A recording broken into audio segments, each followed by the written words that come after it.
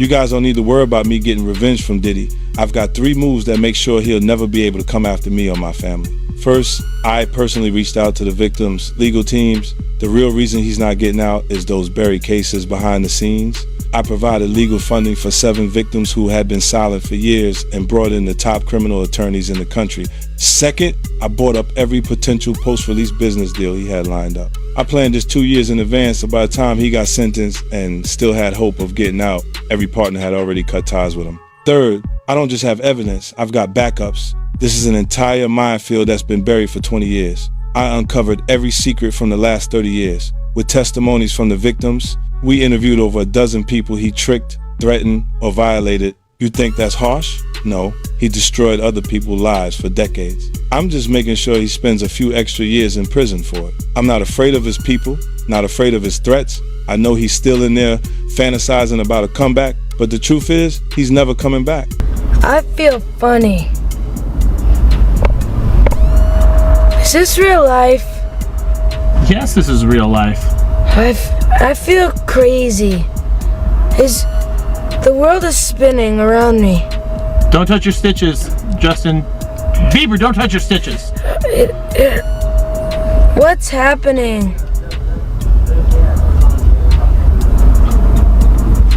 No. Bieber, stop. You have 4 eyes. I have 2 fingers. I have 3 fingers. Is this gonna last forever? Justin, stop it.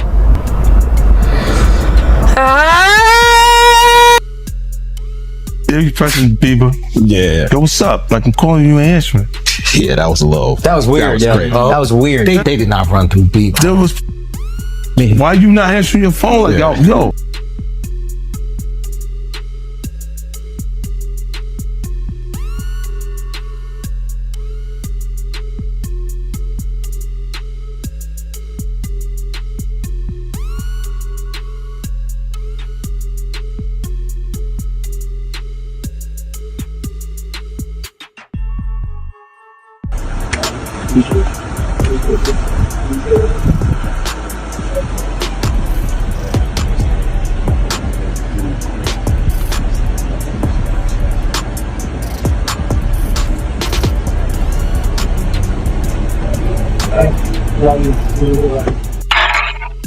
What's going on with you guys? Are you working together? I'm not. I mean, I think that we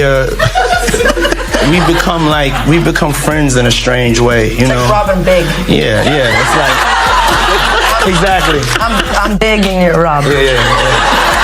No, I mean, to a lot of us, he's like a little brother. You know what I'm saying? He's not afraid to call and ask for advice. He's somebody that, in the industry-wise, the record industry is a strong family, and he's somebody that, you know, we definitely have our arms around, and we want to protect him because he's such genuinely a nice person. Besides his talent, you know what I'm saying? He's one of the greatest kids that you could ever know. Justin,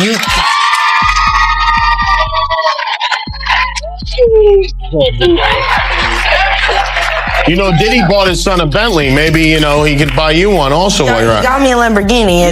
Oh, well, that's nice. I haven't gotten it yet, though. Yeah, I know. When is that coming, that Lamborghini? We talked about this last He time. had the Lamborghini for a day or two, and he had access to the house, and he knows better than to be talking about the things that he does with Big Brother Puff on national television. For years, the industry treated the warning signs like background noise. Awkward moments were brushed off. Uncomfortable clips turned into memes. Serious questions? Quietly ignored or pushed aside. But now, with 50 Cent's documentary forcing old conversations back into the open, every detail is being re-examined, and every forgotten whisper is returning to the spotlight. the center of the discussion is Diddy, one of the most powerful figures in music, and the wider world of young stars who enter the industry under immense pressure and influence. This isn't just about viral moments or gossip. It's about power, silence, and how uncomfortable truths can stay buried for years when too many people choose to look the other way. Hanging out and what we doing, we can't really disclose but it's definitely a 15-year-old's dream. When he signed to Usher, I had legal guardianship of Usher when he did his first album. I did Usher's first album. I don't have legal guardianship of him, but for the next 48 hours, he's with me. So and we gonna go full crazy. Justin Bieber's rise was presented as a modern fairy tale, an overnight success story played out under the brightest spotlight imaginable. But behind the fame, it also reflected a much bigger reality.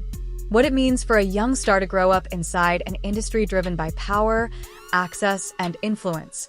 Old interviews and public moments have sparked renewed conversations about how young artists are introduced to adult worlds far too quickly, often with blurred boundaries and enormous pressure. At the time, much of it was brushed off as harmless celebrity culture. Looking back, many now argue those moments deserved deeper scrutiny. This isn't about one clip or one isolated headline. It's about normalization, about an industry that often rewards silence, discourages questions, and moves forward no matter the cost. And it leaves a difficult but unavoidable question. When young talent is shaped by forces far bigger than themselves, who is truly responsible? Look at Usher. What Usher say? I seen some things I shouldn't have been seeing at that age. What does that tell you? That he's seen some things, he was around some things when he was young that he shouldn't have been at a Diddy party. So that's going to show you that there are certain things that are happening that's going on that here it is, this kid was saying he shouldn't even seen it and been around it himself. So all the other celebrities who saw it and they stand quiet about it, ain't that in our culture? No snitching. And I felt a certain way when Usher got on Shay Shay, and I don't mean to mention other people's platforms, but he got on Shay Shay and he mentioned how great and how good Puff taught him and everything. You know what I'm saying? About the business, right? I know, and people know, that was around that in that time that Puff and Usher did have a situation. And that situation led Usher to the hospital. Now I let Usher explain that to y'all. I let Usher tell that story. But how dare you say a man that groomed you gonna give him a pass? Bruh, you know For years, 50 Cent positioned himself as an outsider to Sean Diddy Combs' inner circle, aware of what was happening, but unwilling to be part of it. At the time, his comments were dismissed as nothing more than personal rivalry. Now, as legal pressure continues to mount and public perception begins to shift, those same words are resurfacing with new weight and sharper meaning, forcing a serious reassessment of their timing and intent. This doesn't confirm every claim, but it does highlight how warnings can exist long before evidence is officially acknowledged, revealing an uncomfortable truth. Criticism is often easiest to ignore when it comes from an inconvenient voice. And the question still remains, how many early signals are brushed aside simply because the messenger makes people uneasy? He dropped the song, it went over our heads. It's actually about P. Diddy this whole time. Which video? The song Lonely. Let me see. Everybody knows my best. I'm so needed black.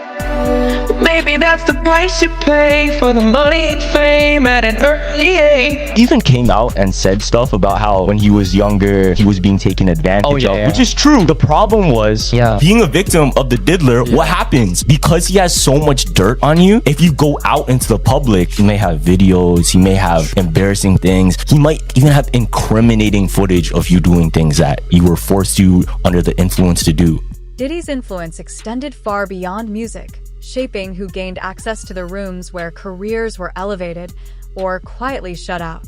And Justin Bieber's proximity to that world reflected a broader industry pattern, one where opportunity often flows through powerful gatekeepers and private networks, rather than through transparent, accountable systems. Guys, the leaked video of Justin Bieber partying with P. Diddy has just emerged and it looks horrifying. Bieber was not in his right state of mind. Here's the video. Oh, he's bad boy now. Look at that. Whoa, look at that. Here's your icon alert. Look at that. It's called. Does that look normal to you guys? What's going on here? He gets down on his knees, starts drinking. Diddy right there. Look at his eyes. The deeper concern goes beyond what may have happened behind closed doors. It focuses on why accountability breaks down in a system where success is so closely tied to proximity to power. When progress depends on access, boundaries begin to blur. Caution is seen as weakness, and self-protection is treated as an obstacle rather than a safeguard. In that kind of environment, the real struggle becomes one of control. Who is truly free to say no, and who ultimately pays the price for having the courage to do so. I'm tired of Usher. I wish somebody would come out and just like sue him. Like, we need Usher. No, we do. We need a victim to come out and be honest about him. Because what I'm realizing is that he's going to fake the funk into the victim, man. He's just going to keep on sucking the devil's. And I don't know, like with a baby, that pacifier, sometimes you gotta pull it out. You know what I'm saying? And take it away, right? When the baby's used to sucking on the pacifier, that motherfucker gonna keep sucking on that shit until you do what? Till you take it out the mouth. Now it's gonna scream and holler, but eventually it will get used to the fact that his mouth is no longer full with that object. And that it's time to just, learn how to live without it. He been sucking on Diddy's dick a long time.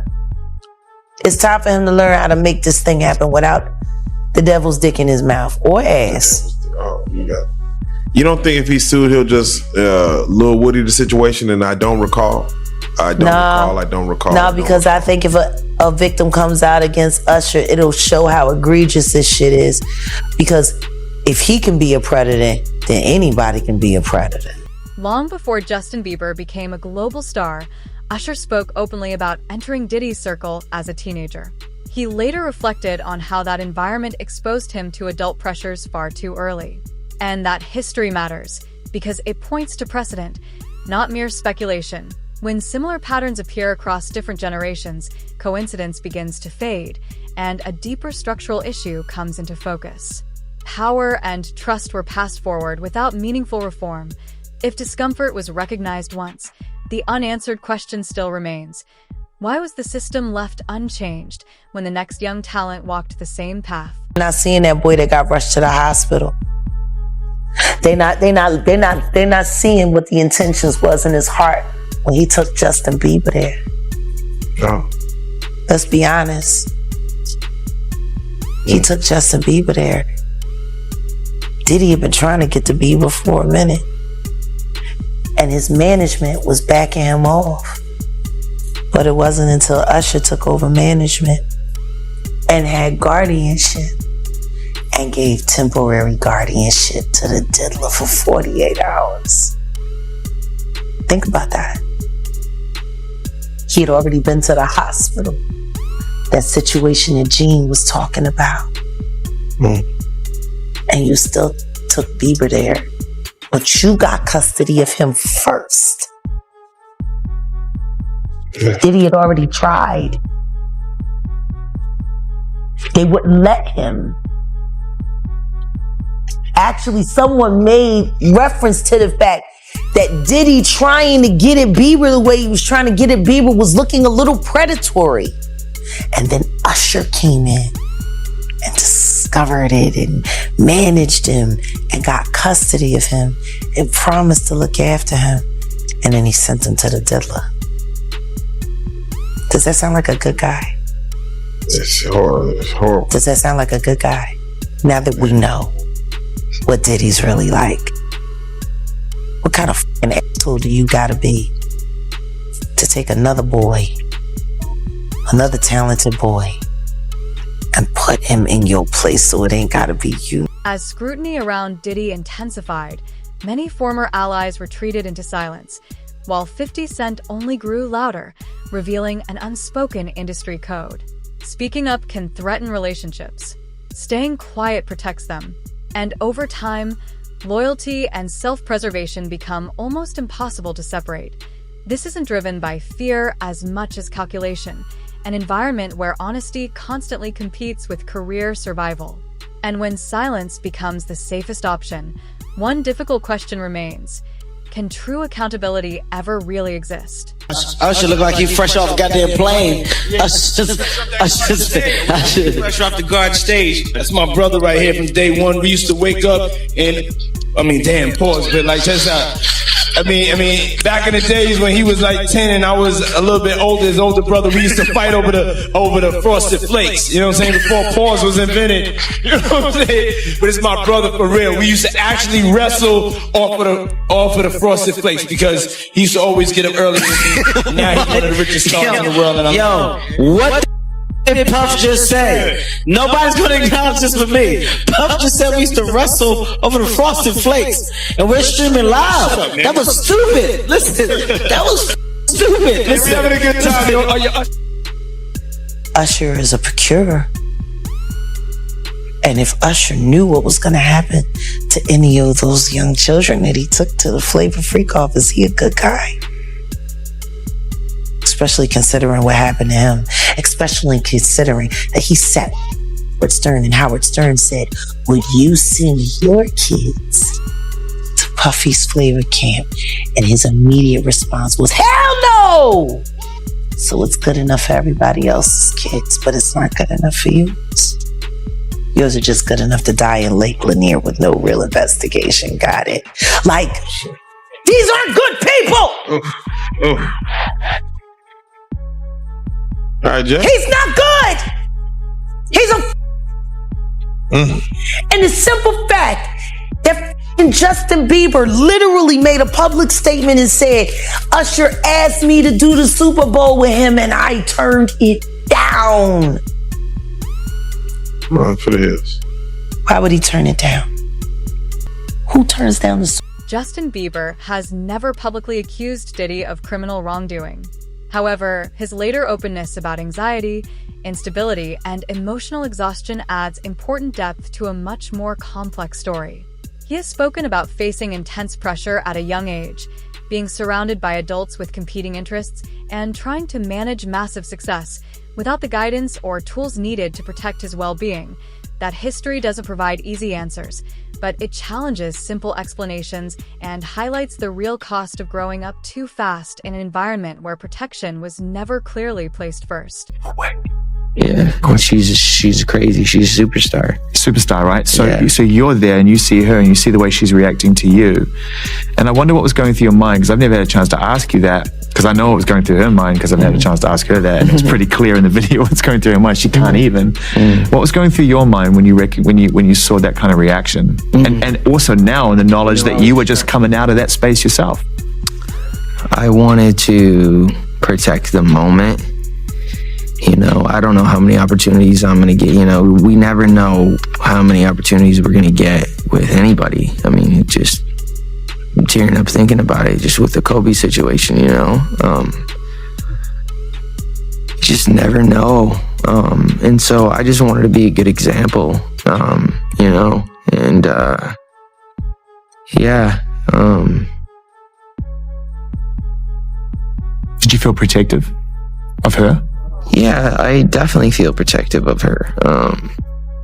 It was hard for me being that young and being in the industry and not knowing where to turn, and everyone, you know, telling me they love me and, you know, just turn their back on you in a second. So yeah, it's hard because I want her to know that, you know, she can count on me, but at the end of the day, I'm never gonna force myself to be in a relationship with her. It has to be natural, right? So I just kind of, you know, let her do her thing, and if she ever needs me, I'm gonna be here for her. But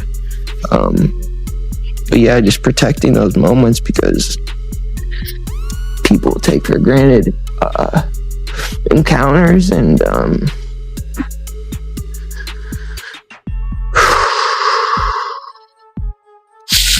yeah, so yeah, I just want to protect her, you know?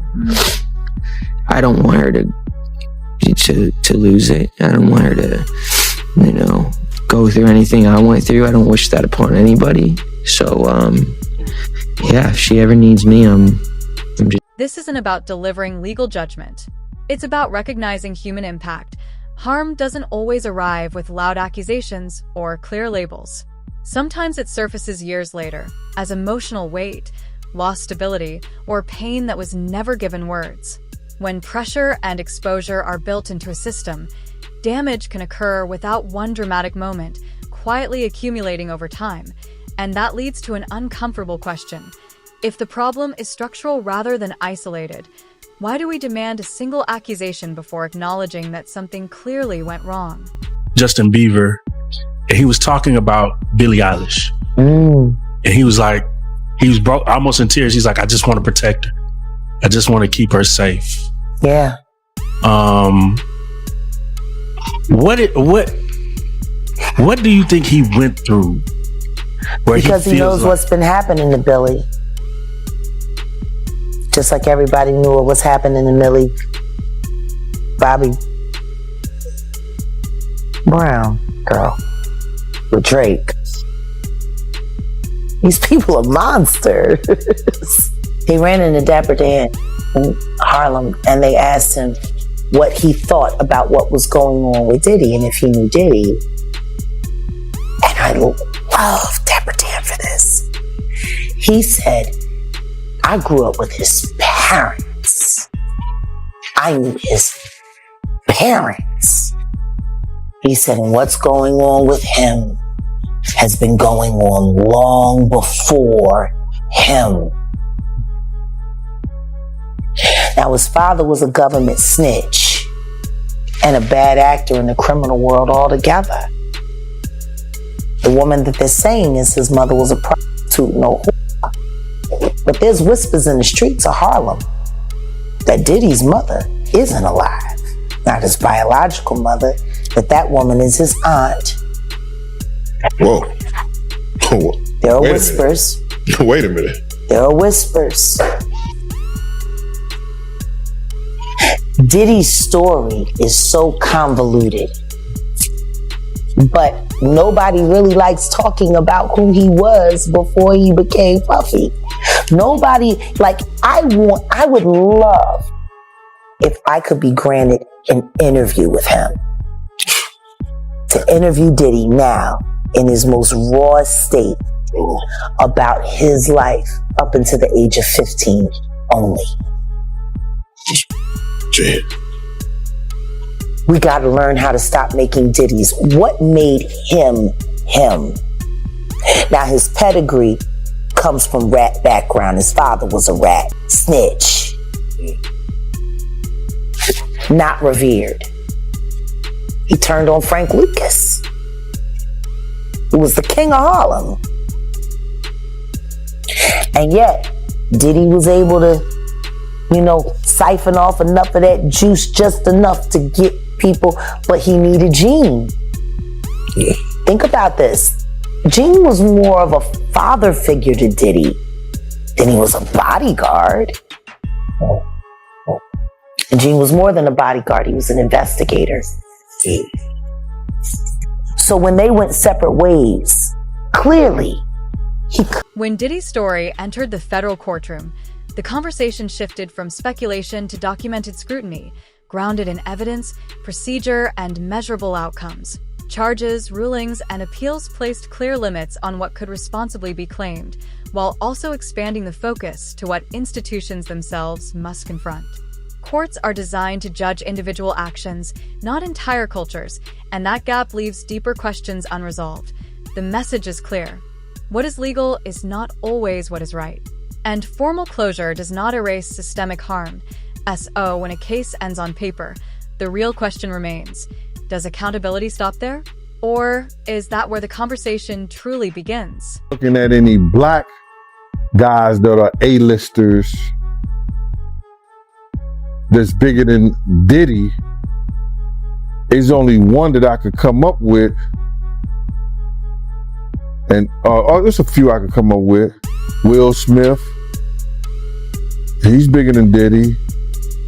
I would think Nick Cannon is bigger than Diddy. Who else on the black that are black actors or black in the business that's an A-lister that's bigger than Diddy that's black? That's hard to think.